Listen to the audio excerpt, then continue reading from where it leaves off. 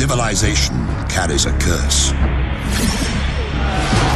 The impulse to expand societies into empires.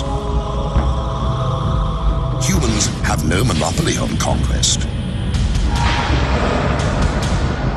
Long before man learned to conquer, social insects, ants, bees, termites, hornets, all were building empires with the tools of attack, enslavement, and oppression. We claim dominion over the earth, but our exploits pale beside those of the warrior legions at our feet. Earth's original empire still reigns. The empire of the insects.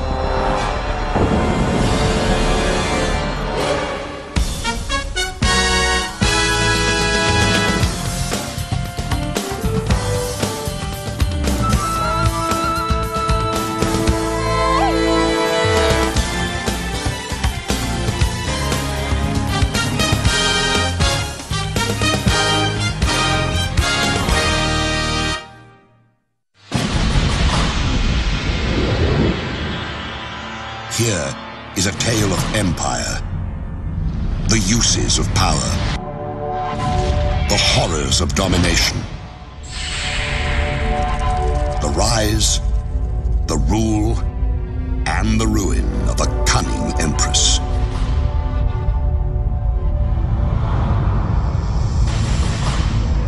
In her service, enormous armies march to war and plunder, waging merciless campaigns of conquest.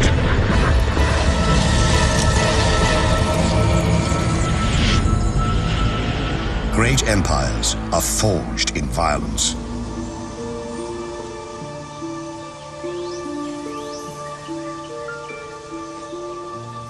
In the South African bush, lesser domains live in terror. The termites, microtermes, are good neighbors. Hard workers, the termites inhabit fallen branches they carve into galleries made with soil and saliva. They use the same material to build safe passages between logs.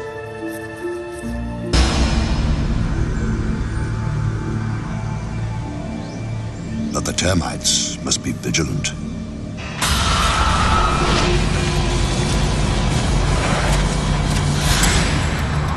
For they live in the realm of Megaponera, the Matabele ant. These powerful predators are twice the termite size. With the colony's hunger driving her, a Matabele scout searches for a target.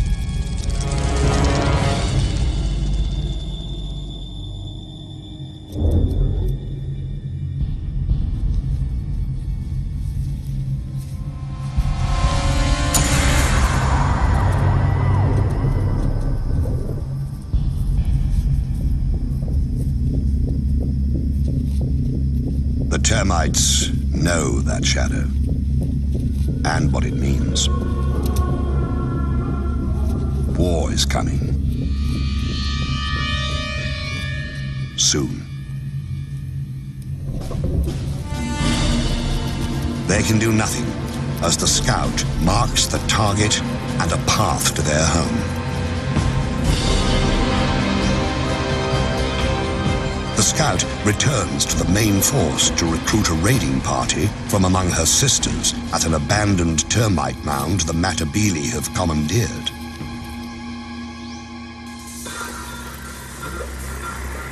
With a jolt of pheromones, the chemical message travels among the warriors.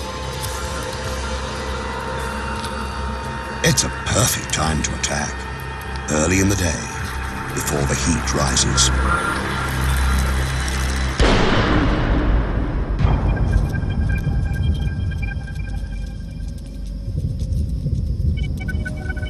Matabele move out with the ominous, deliberate pace of a Roman legion.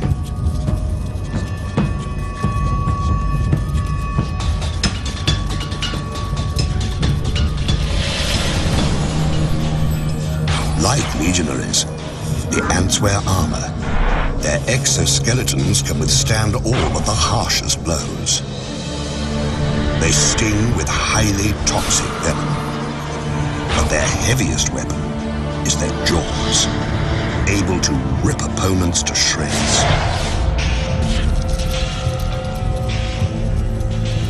A raiding force can consist of 600 ants.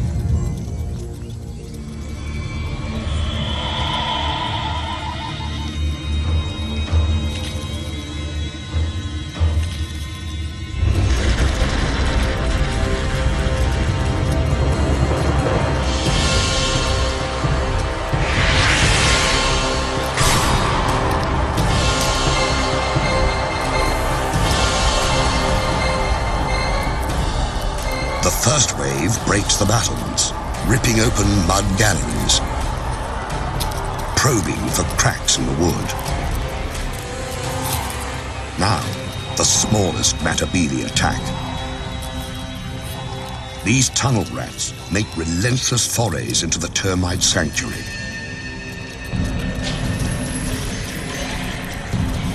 Heavier troops, some more than 2.5 centimeters long, line up for the grisly harvest.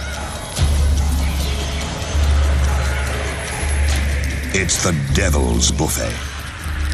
All you can kill, all you can carry.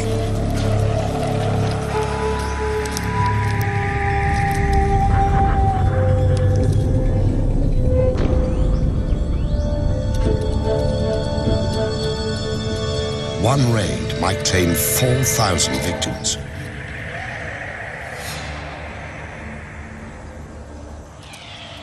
When the Matabele have all the dead termites they can manage, they head home. In a single day, a Matabele colony might send out 3 or 4 such forces.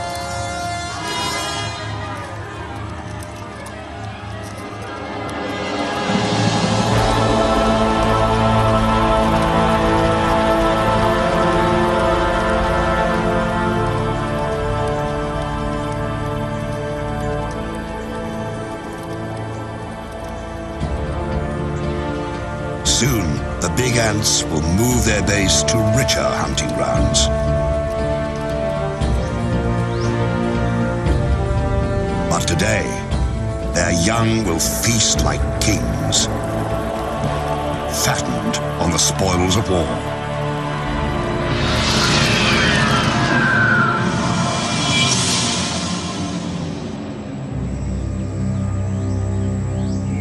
Violence is the imperial tool, wielded in many ways.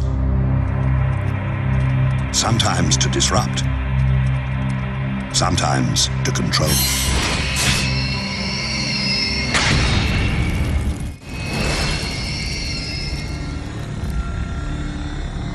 A queen can seize power with the victory of each individual soldier,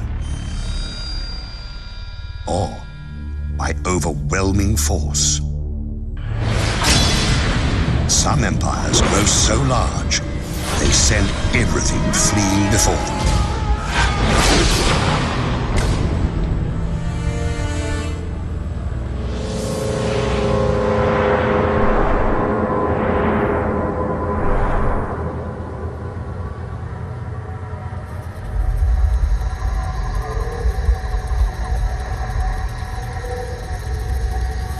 In the Panamanian rainforest, Esitan, the army ant, rules its turf with massive numbers.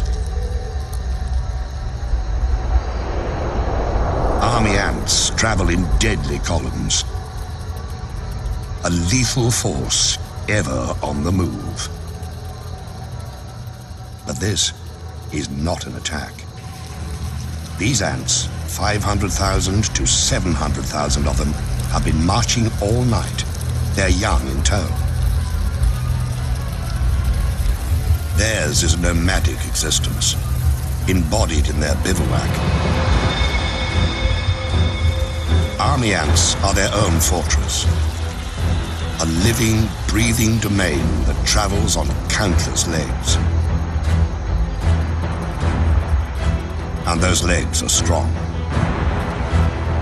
One eciton hanging by its claws can support another 100 ants.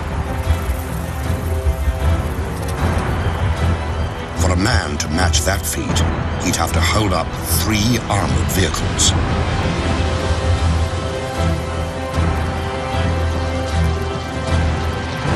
Deep in the recesses of this mass of ants are hidden 200,000 unhatched young. And the eciton queen. She lays eggs by the million, keeping the colony alive and forcing it to find sustenance.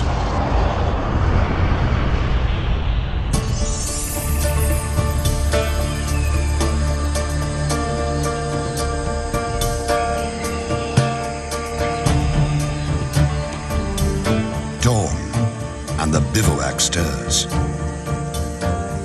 After a night of stillness, the colony must feed. The meter-long mass of legs and feelers rouses itself into action.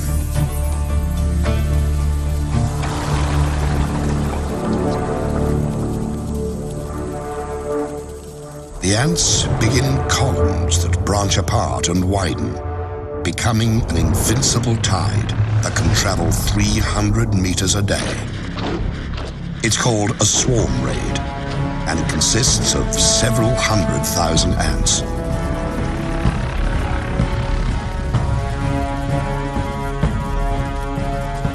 The ants move in a deadly wave, 15 meters across, driving all before them.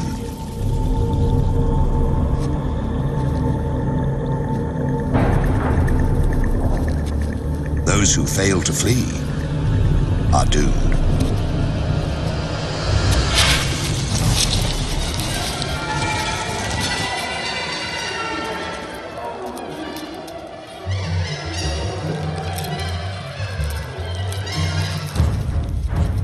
Whatever army ants can catch, they consume.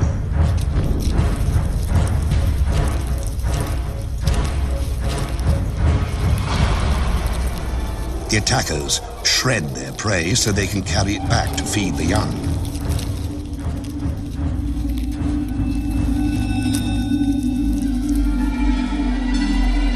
Army ants even overpower the land.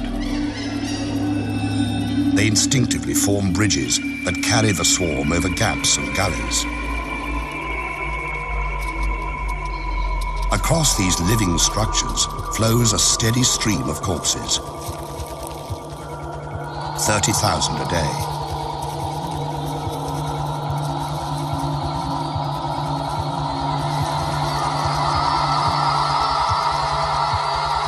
But army ants have enemies.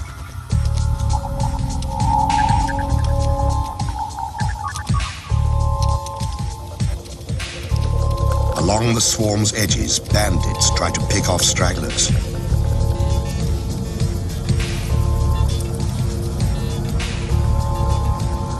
Paratrachina, or crazy ants, are the anarchists of the forest. Small, but highly organized, they are willing to do anything to grab a meal. Infiltrate, attack, abscond, whatever it takes.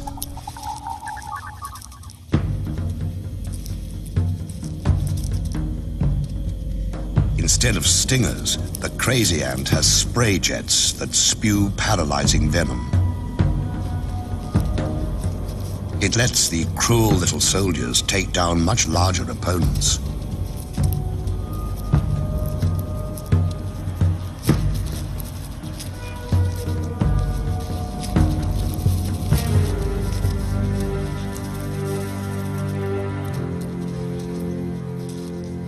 Army ants fear their crazy cousins for the chaos they unleash. The bigger insects have to fight for their lives against the anarchist throngs. At first, the crazy ant's venom stuns the army ants. Then the effects wear off, and the army ants regain their strength. They handily escape the tiny pirates and return to the business of the raid.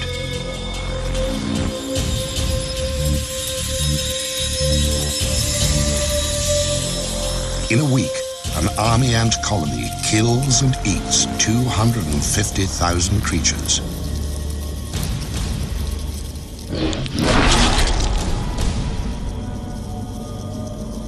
Ravaging the landscape, army ants shred its sense of order. In another kingdom, the ruler maintains control by any means necessary, even torture.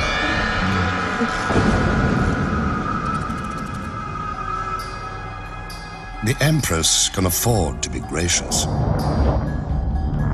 She has enforcers to do her dirty work. Relentless surveillance and oppression of any who deviate from the rules. In the kingdom of Mellifera, order is the order of the day.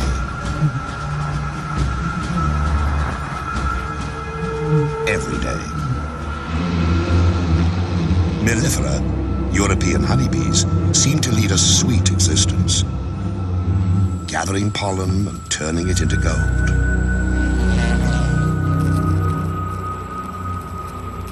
But beneath this bright image lies a dark reality. The colony exists to serve the queen, who lays the eggs that become the workers, who maintain the hive, and the warriors who defend it. Below the queen ranks the colony's young, its future. She who must be served and those who must survive dominate the hive's existence. But if something didn't keep the hive's inhabitants in line, bee society would fall apart. Every female has it in her to lay eggs, to be a queen. But the colony can have only one ruler. So, it has a police force to ensure that fact. Enforcer bees patrol constantly, checking cells, tracing the lineage of suspect eggs, making sure the guard bees stay on their fuzzy toes.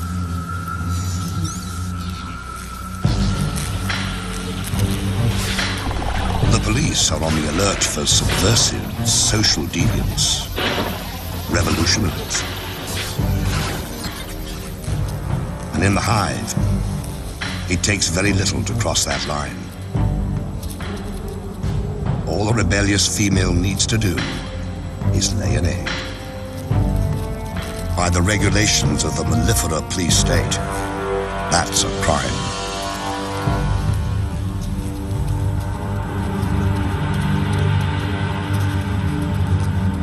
One bee is breaking the law. She deposits an egg in what she hopes is safety. If they thought they could get away with it, half the bees here would do the same. And the hive would fall into disarray. That's why police bees make their rounds, searching for evidence of insurrection.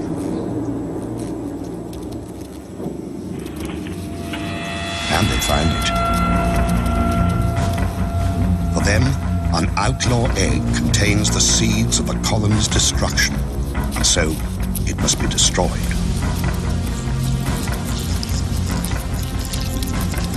And to drive the lesson home, they brutalize the offender, keeping the hive safe and the queen's position secure.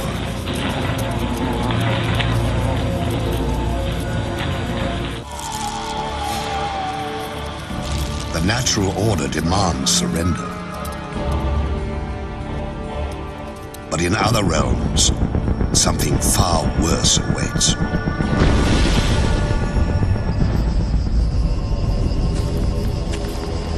In the Imperial domain, it is not enough to rule. Others also must serve. By abduction and terror, the Empire assures itself of slaves.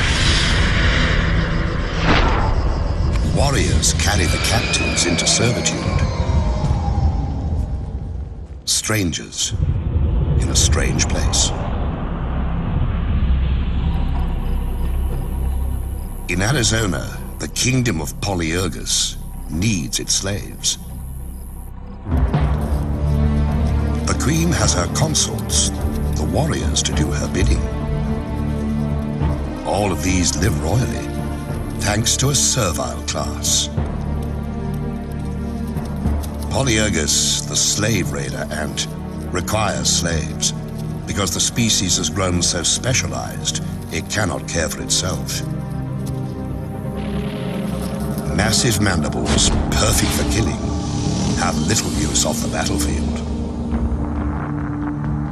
So this kingdom has two societies: those who reign and those who serve.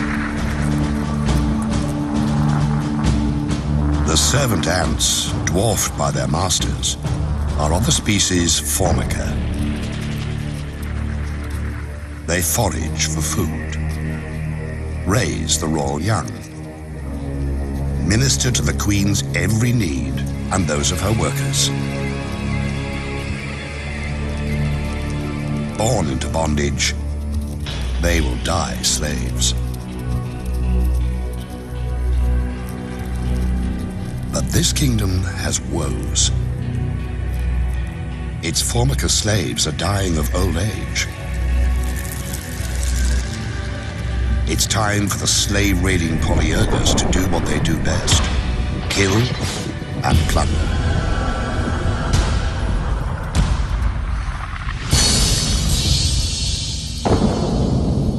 A scout has found a Formica nest. She enlists a gang of raiders. A roiling mass of red aggression, spoiling for battle. In an instant, they're off. 1,500 to 2,000 ants flowing across the terrain with a single purpose: seize slaves.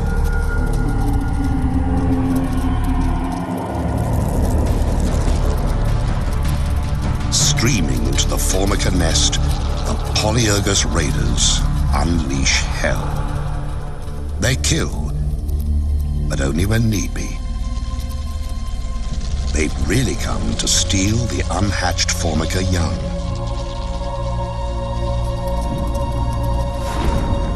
In a chilling display of single-minded oppression, Polyergus raiders blow past the startled Formica to grab as many pupae as they can. It's not unusual for raiders to carry off 500 to 800 new slaves, decimating a colony.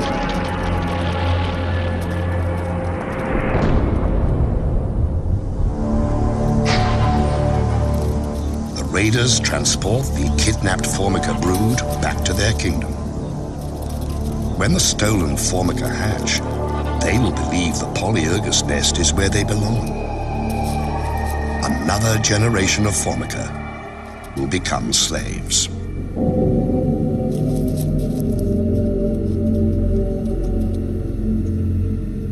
At the wrecked Formica nest, the queen roams amid the ruins, her offspring abducted and enslaved.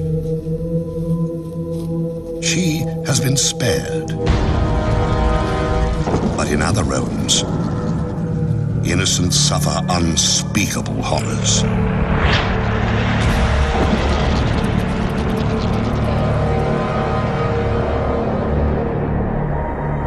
Some kingdoms steal youngsters to enslave them.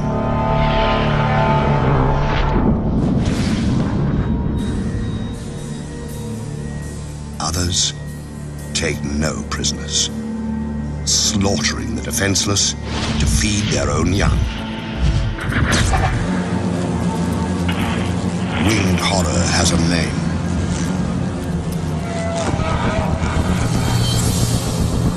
Mandarinia, the giant hornet.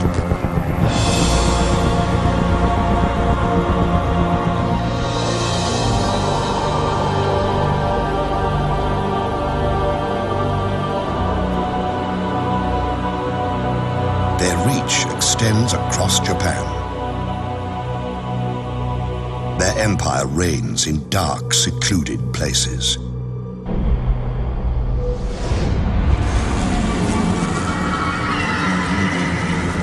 These hornets are at the peak of their powers.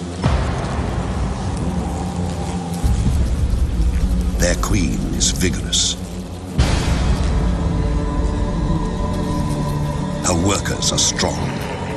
Her fighters are many. Her brood chambers are full to bursting. Everywhere, mouths to feed.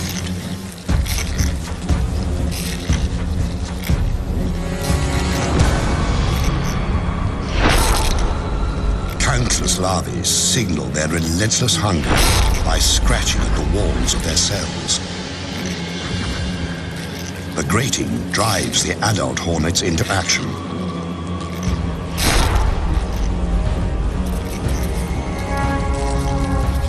They have to feed the babies.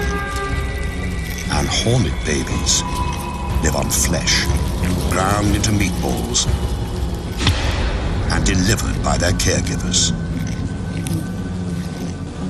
The larvae must feed constantly. So a single scout takes wing, ranging far afield to find fresh meat. At nearly 8 centimeters long, giant hornets are superb killers. Sharp talons seize prey. Powerful jaws sever limbs and decapitate victims. Compound eyes detect the slightest movement. And this scout has found a fat, defenseless target. A hive full of mellifera, European honeybees. The scout marks it with pheromones.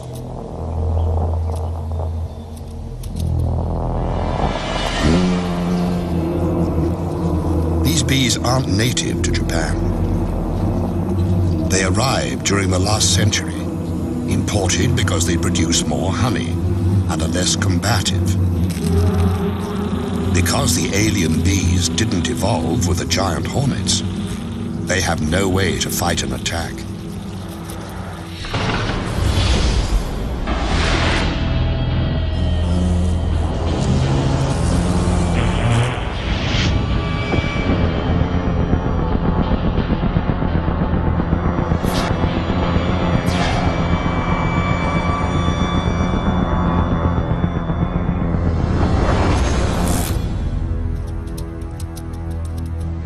All the bees know to do is mass at the hive entrance.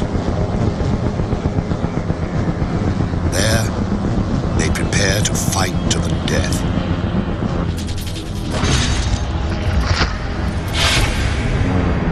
The hornets are 5 times the honeybee's size, and many times more willing to kill. In the stillness, fierce wings and fearsome odds.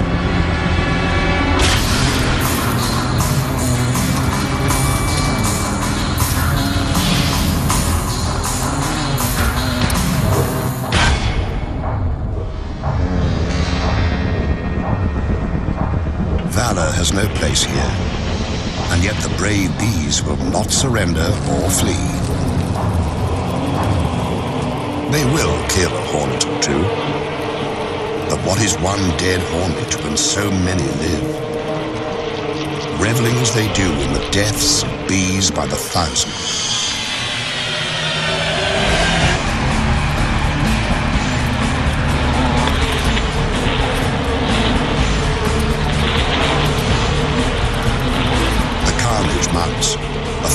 foregone conclusion playing itself out to a horrifying end.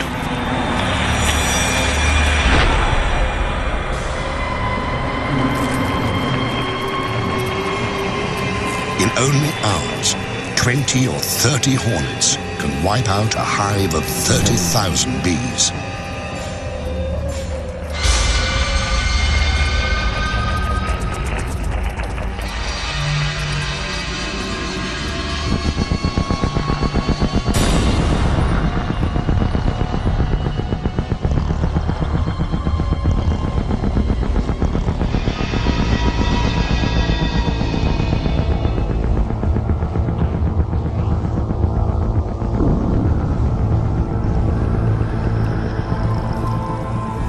Killer hornets have reduced the defenders to a carpet of the dying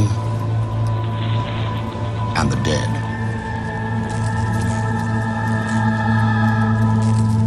Now, they can rob at their leisure, sometimes for days. This bee colony is doomed. The victims left to rot. The raiders gorge on honey, even licking it from carcasses.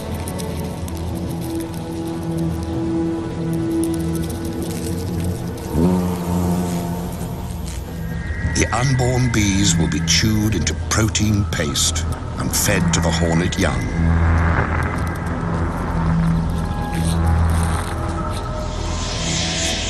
For every empire that seems invincible, there is an opponent able and ready to exploit an unexpected weakness.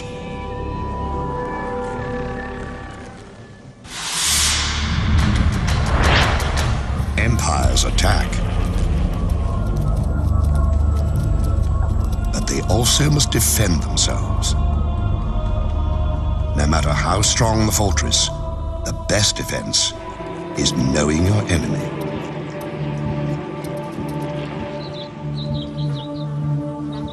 These bees have learned that lesson. For eons, they have thrived in the giant hornet's deadly shadow. The bees of Sarana know the giant hornets send scouts to find their hives. To survive, these Japanese honeybees must capture and kill the hornet scout.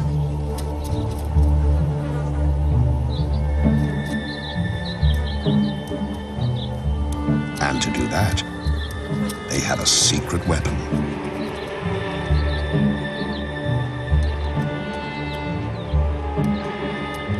When they spy their enemy at the gate, the soldier bees pull back slightly.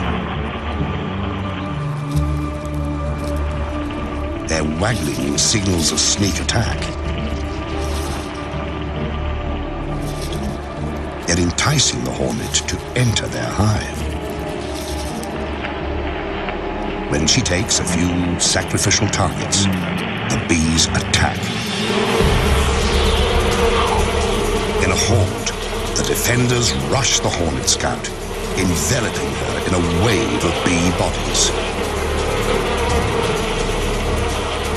But they don't sting. Instead, the bees crowd belly to belly against the invading beast.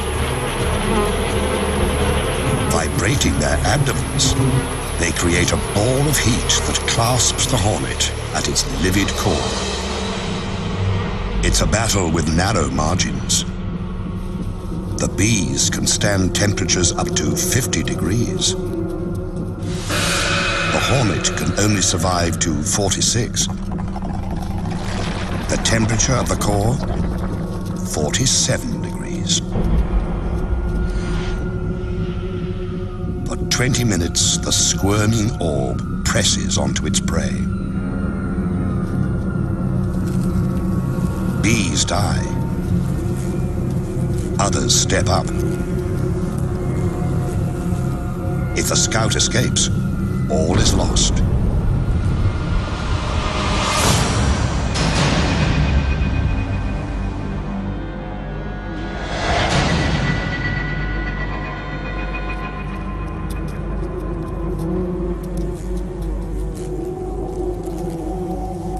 finally the flailing and gnashing cease. This hornet won't reveal the secret of their hive's location. The bees have paid a price, but they've saved their home. Another kingdom fends off invaders with strong walls and a martyr's devotion.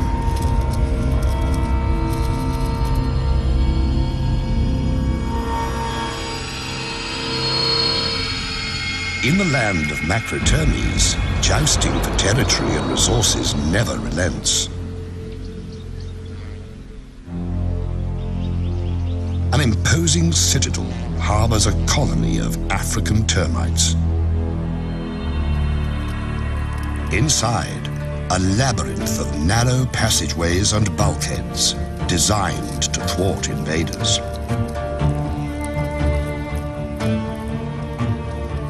The termites are watchful, lest their citadel fall. But kingdoms' fates often are decided at their borders.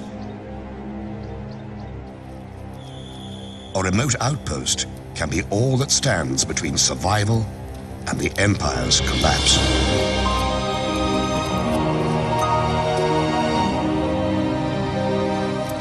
Outside the protective walls, foragers collect and transfer food back to the queen and her charges. They also watch for invaders. A Matabele scout appears. With their heads, termites send a subterranean alarm that ripples through the outpost.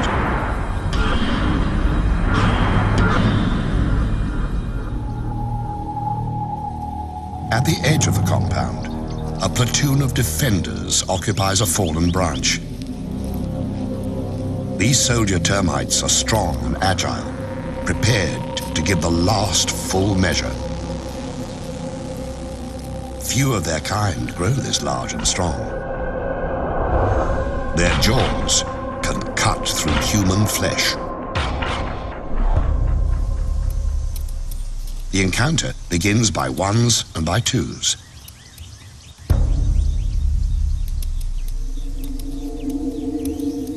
A raider infiltrates. A sentry patrols.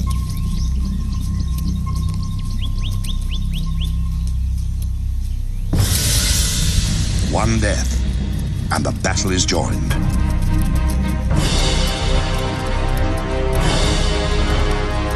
The ants stream forward, attacking with no mercy.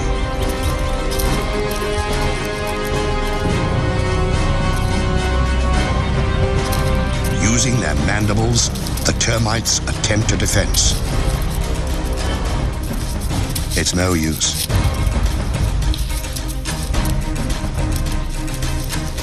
Some seek shelter, but there's nowhere to hide. Even the formidable termite guards are no match for the raiders' venomous stings, which destroy the termites' nervous system.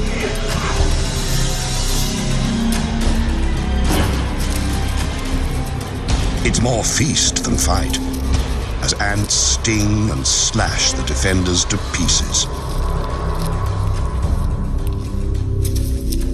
But the warriors who fall here do not die in vain. They stand against the Matabele tide, while their comrades in the galleries organize a last-ditch defense.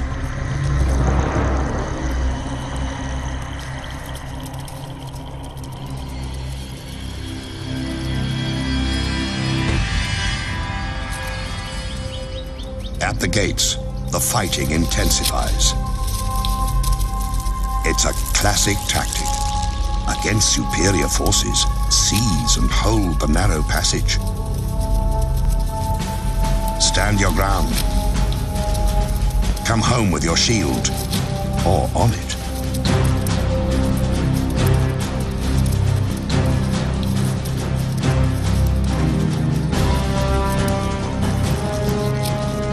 termite soldiers never relent. Sacrificing themselves, they buy precious time for defenders to seal off the embattled bunker.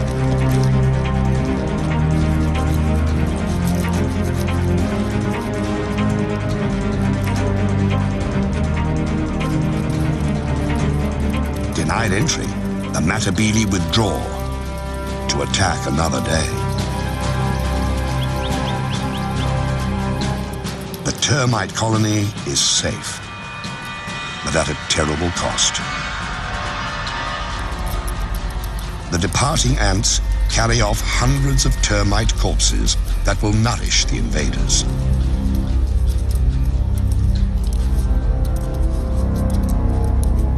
Clever strategies can prevail. So can impenetrable defenses. But there's no way to prevent an attack from within. A kingdom's fate can turn in the blink of a treacherous eye.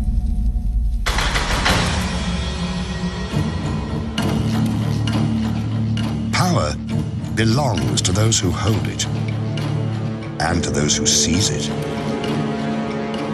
An empress is only as safe as her courtiers allow. When danger stalks the halls, rulers do well to beware. In the kingdom of Polyergus, virgin queens have to steal empires for themselves. They cannot inherit this domain. The reigning queen will tolerate no rival. So, a would-be monarch must infiltrate a Formican nest, murder its queen, and steal her identity. To start their quest, young queens join a slave raid.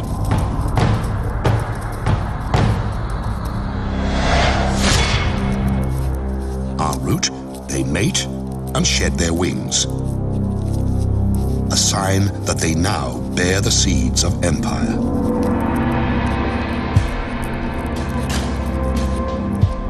One queen has picked her target.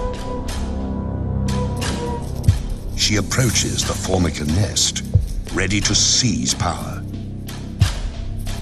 But before this killer queen can attack, she must evade her quarry's protectors. She releases a pheromone. Like a chemical spell, the scent neutralizes and repels the Formica defenders. The colony's heart is where the queen is, and the interloper means to pierce that heart.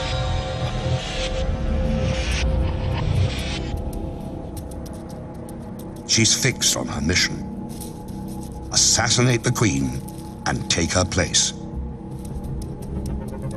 The Pretender's sickle-shaped mandibles have one brutal purpose. When she confronts her rival, there's no hesitation. She savages her prey, not to eat her, but to steal her identity.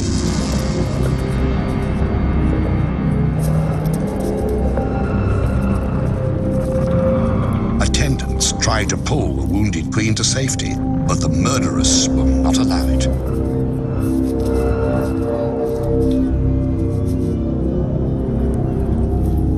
She laps up her victim's blood and rolls in her spilled fluids, thoroughly absorbing the monarch's essence.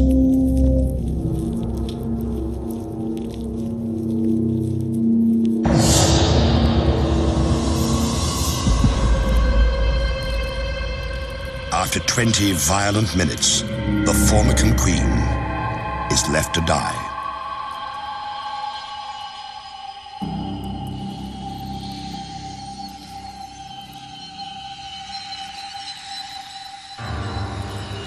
The Pretender has cast her chemical spell over the colony. Now convinced, she is, and always has been, their queen. She has seized and secured her domain, and with it, legions of devoted subjects to nurture the seeds of empire growing within her.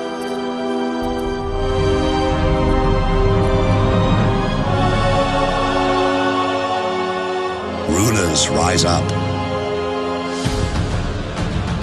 and rulers fall. A reign that seems eternal is but a flicker across the empire's vast canvas. One moment, the mistress of all she surveys. The next, a corpse, unlamented, soon shriveled and lost in the dustbin of history.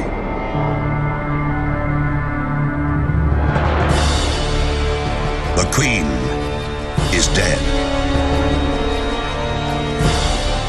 Long live the Queen.